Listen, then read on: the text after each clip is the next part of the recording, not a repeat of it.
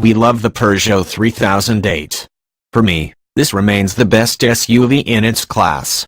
It has almost everything down pat: looks, performance, practicality, safety and daily livability. So much so that it puts some of the more expensive German offerings to shame. Read the intro update here. The original reason we asked for the 3008 was to see if it was an ideal car to join our family, primarily as an SUV that my parents could use that offered high levels of active safety, ease of entry and exit, and plenty of room in the back for our two young boys to comfortably go to their grandparents' house and be chauffeured around. So far, the family feedback has been almost entirely positive. But let us get some of the negatives out of the way. Perhaps the most concerning aspect of buying a French car, for those that have never done so before, is the perceived build quality. This so-called French reputation is due to some issues with models in the past few decades, and punters have a long memory.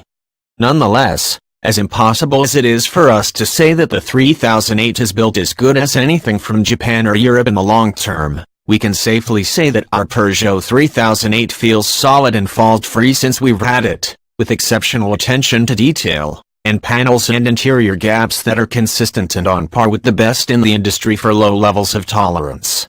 Nothing feels poorly put together: the cabin, the exterior, the entire car seems to have the Japanese feel to it, in the sense that it has passed the highest levels of quality check, both at the design and factory levels.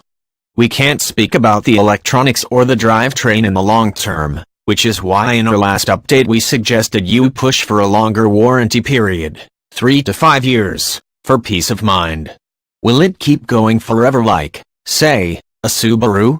Only time will tell. However, there is always a but. We have had a few little issues. Firstly, the fragrance system in the glove box, which allows for pleasant scents in the cabin, literally fell out of its dock.